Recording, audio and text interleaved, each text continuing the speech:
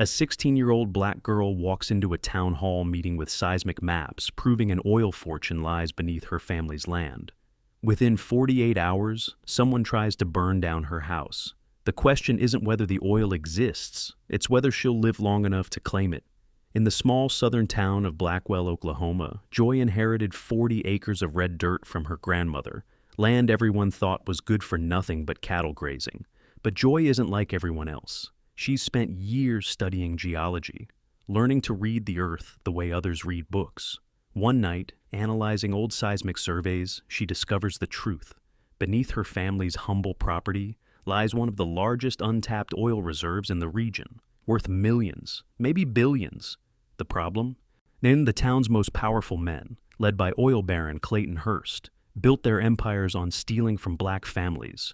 And they're not about to let a 16-year-old girl become richer and more powerful than them. When Joy announces her discovery at a town meeting, she doesn't realize she's just signed her own death warrant. What follows is a desperate race against time. Can Joy survive long enough to claim what's rightfully hers? Or will Blackwell's racist power structure silence her forever? Before we go into the story, please do well to hit the subscribe button, comment where you're watching from, and share the video to your loved ones. Now, let's get into the story. The seismic maps spread across Joy's bedroom floor like ancient scrolls, their jagged lines telling stories the earth had kept buried for millions of years. She'd been studying them since sunset, cross-referencing the 1960s survey data her late father left behind with modern geological reports, her reading lamp casting sharp shadows across her face. Her mother, Diane, had warned her not to stay up too late, but Joy had learned long ago that some discoveries refused to wait for daylight. She was 16, but her mind lived in depths only rocks could reach. The anomaly appeared around midnight, a compression pocket, dense and unmistakable, marked on the old survey but labeled unsuitable in faded pencil. Joy's hands trembled as she pulled up the contemporary data on her laptop. The geology hadn't changed in 50 years. The pocket was still there, still full, still waiting. Oil, massive quantities of it, compressed beneath 40 acres of red dirt her grandmother had left them last spring. Land her mother had called a burden more than a blessing. Land that paid taxes but promised nothing. Joy couldn't sleep. She called her mother downstairs at 1 a.m, spreading the maps across the kitchen table like evidence at trial. Diane studied them with cautious eyes, a woman who had learned early to distrust good fortune. "Are you sure?" her mother asked, though her voice carried something new, a thread of possibility. "I'm certain," Joy replied, her finger tracing the geological signature. "It's there, Mama, it's all there." For the first time in months, Diane smiled, a real smile, not the performative kind she wore to church. But when Joy mentioned taking this to the town hall meeting, her mother's expression shifted. She reached across the table and gripped Joy's hand. "Baby, listen to me. People in this town don't like when black folks get ahead. You understand that?" Joy nodded, but didn't truly hear. She was still reading the earth, still seeing the future carved in stone and pressure and geological certainty. The truth was undeniable. Surely that had to mean something. Surely truth had to protect her. The town hall was packed. Farmers, business owners, the mayor, and Clayton Hearst, who sat in the back row like a king observing peasants. Joy's hands were steady as she set up her presentation, her geological maps and seismic charts arranged with scientific precision. She'd rehearsed this 100 times. The data spoke for itself. "I've discovered an oil reserve beneath my family's inherited property," Joy began, her voice clear despite her racing heart. "The evidence is irrefutable." For 3 minutes, the room remained silent. Then Clayton Hearst stood up. He was a massive man, his wealth visible in the cut of his suit, his confidence absolute. When he laughed, it wasn't kind. It was the sound of a predator amused by its prey. "A child playing with old maps," he said, his voice dripping with contempt. "This town doesn't need fantasy stories from a girl who doesn't know the first thing about oil." Joy's jaw tightened.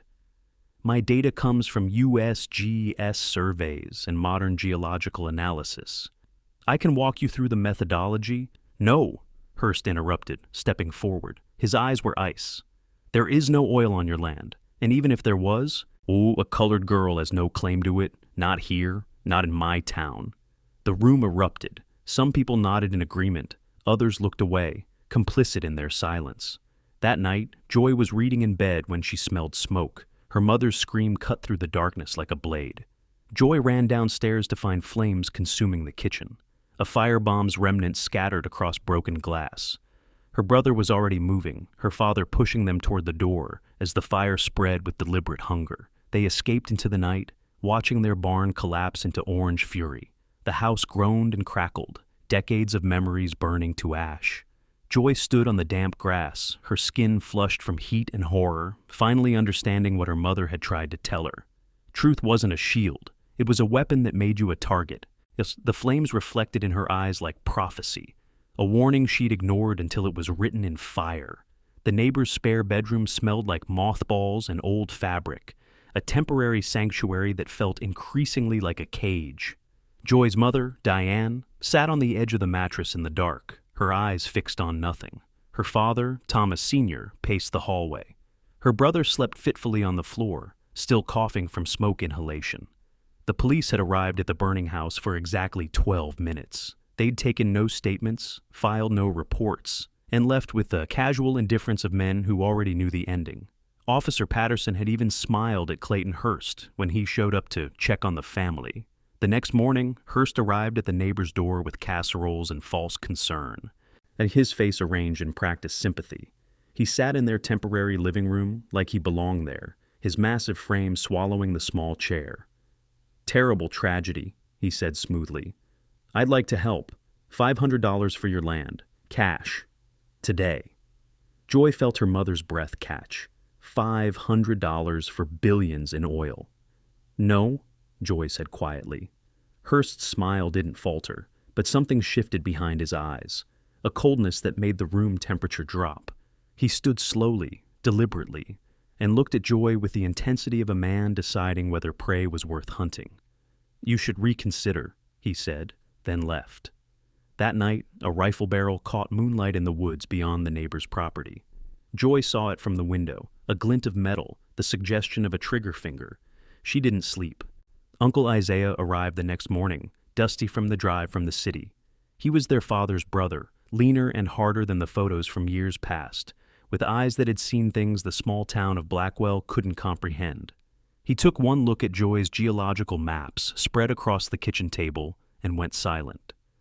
"This is billions," he whispered finally. "Yes," Joy said. Isaiah's hands clenched into fists. "This isn't just about money, Joy. This is about them keeping us poor and powerless. This is about generations of theft."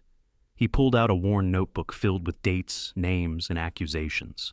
"I've been documenting Hearst's crimes for 5 years. Land transfers, bribes, every swindle he orchestrated. But I had no proof."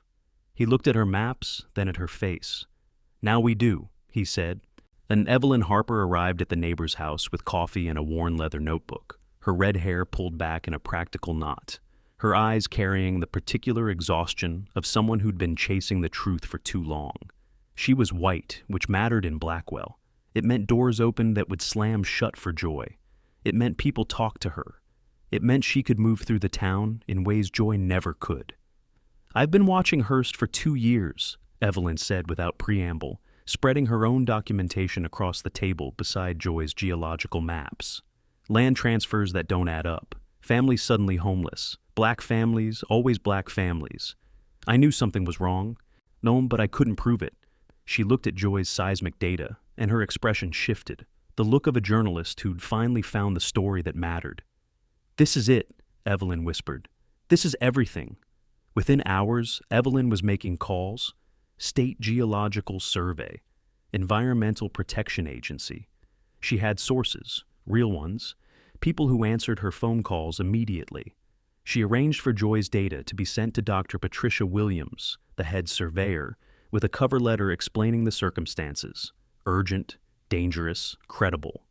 "Once the state validates your discovery, Hearst loses his ability to silence you," Evelyn explained. "He can't fight the government." They were wrong about that. Deputy Raymond arrived 3 days later with an arrest warrant, his face deliberately blank as he handcuffed Joy in front of her mother. The charges were fabricated: theft of company property, fraud, making false claims about geological data. everything designed to discredit her before the state could investigate. Isaiah's face went dark with rage. Diane wept. Thomas Sr. stood frozen, understanding that the system itself had become the weapon. Evelyn made a single phone call to her editor at the state capitol. 40 minutes later, the state attorney general's office intervened, demanding Joy's immediate release and threatening to investigate the corruption in Blackwell's police department. Raymond had no choice but to unlock the cuffs, his jaw clenched with impotent fury. But standing in the neighbor's living room, free but trembling, Joy understood the real message. They were running out of time. Hearst was growing desperate. Desperate men became dangerous.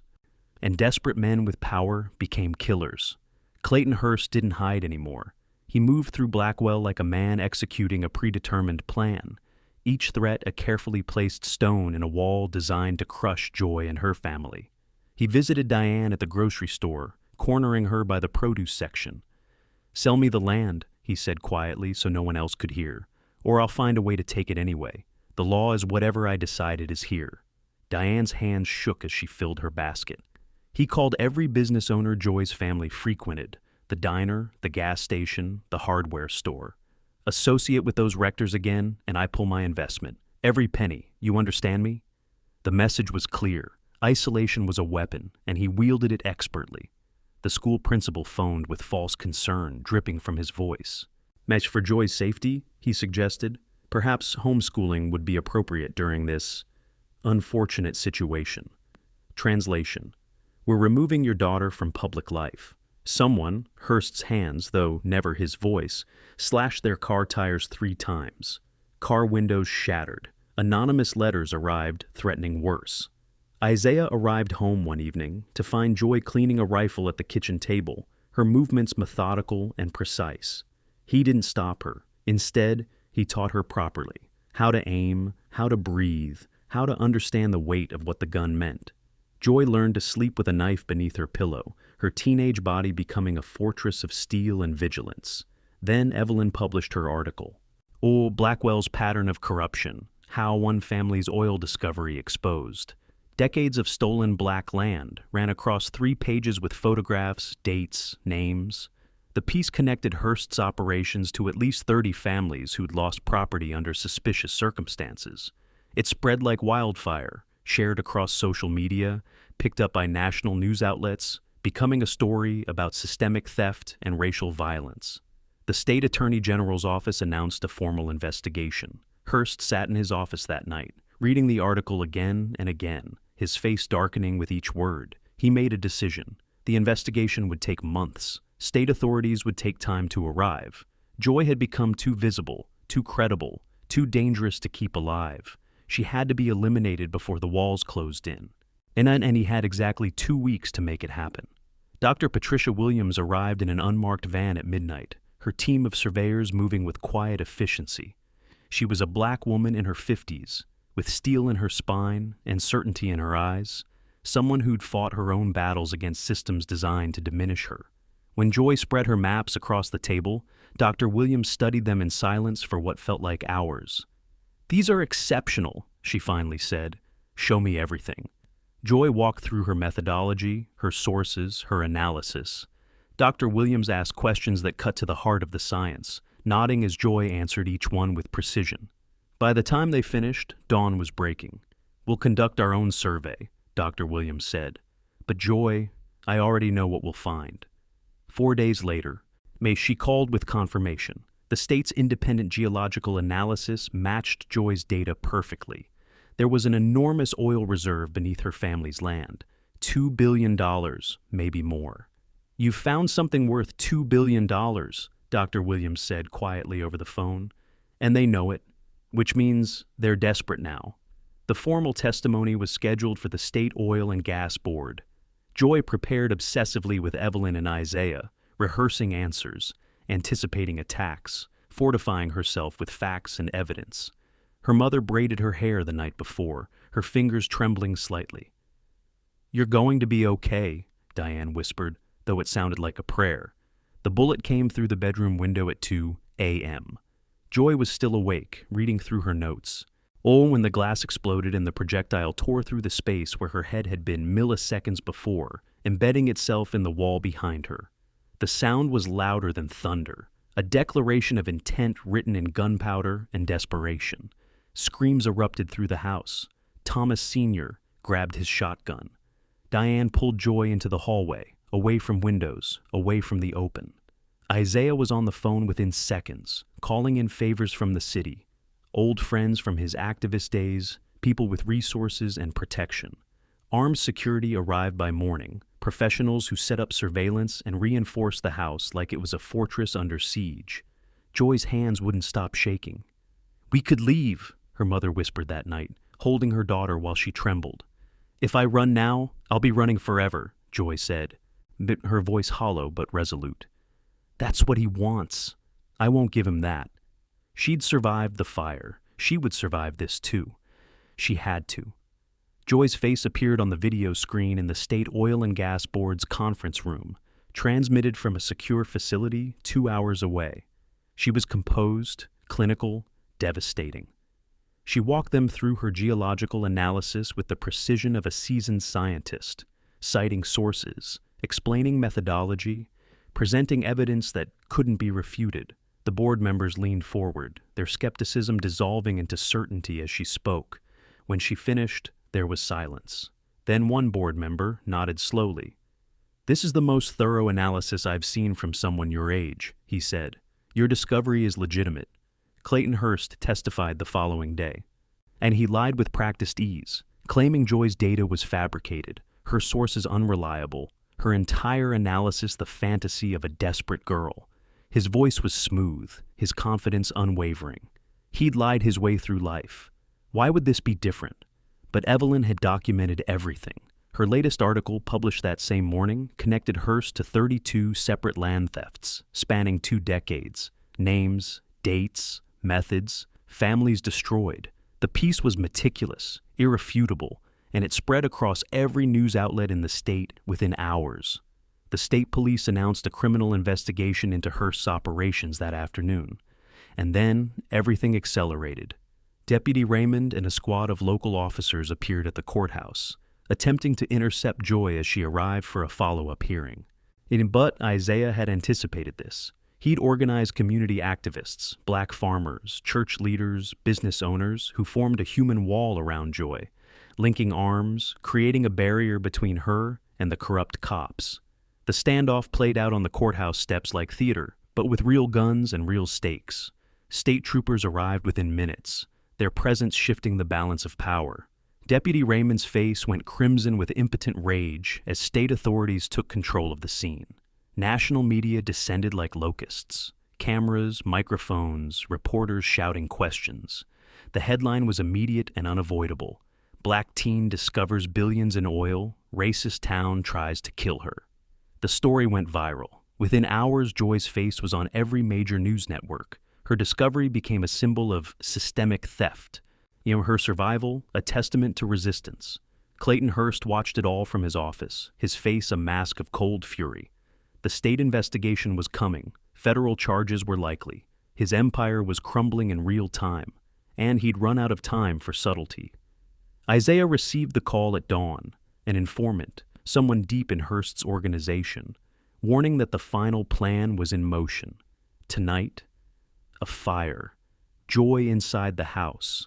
No witnesses, no escape. Isaiah's hands shook as he told Joy. His sister-in-law wept. Her father went silent, the kind of silence that meant a man was preparing to die defending what he loved. But Joy made a different choice. "I'm done running," she said quietly, her voice steady in a way that made everyone in the room turn to look at her. "I'm done hiding.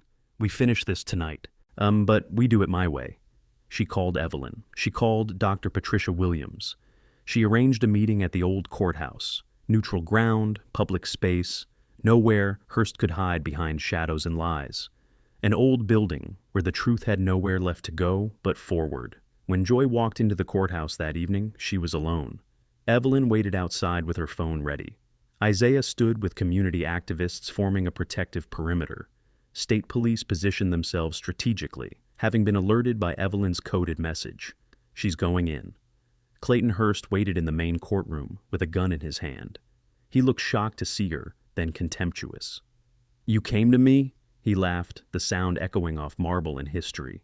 "Stupid girl. I own this town. I own the police. I own—" "You own nothing," Joy interrupted, her voice cutting through his words like a blade. "Not anymore." Hearst's face darkened. He raised the gun, his finger finding the trigger with the casual certainty of a man who'd never faced real consequences.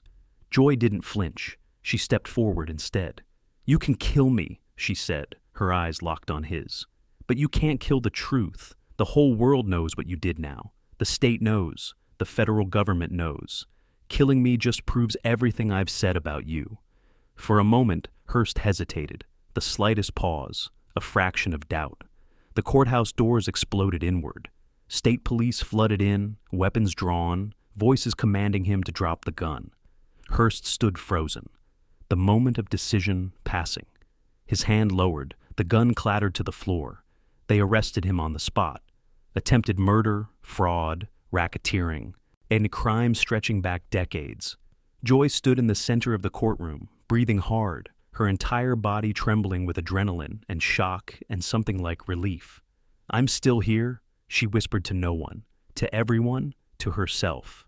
The State Geological Survey certified Joy's discovery officially 6 weeks after Hearst's arrest. $2 billion in crude oil, accessible, profitable, transformative.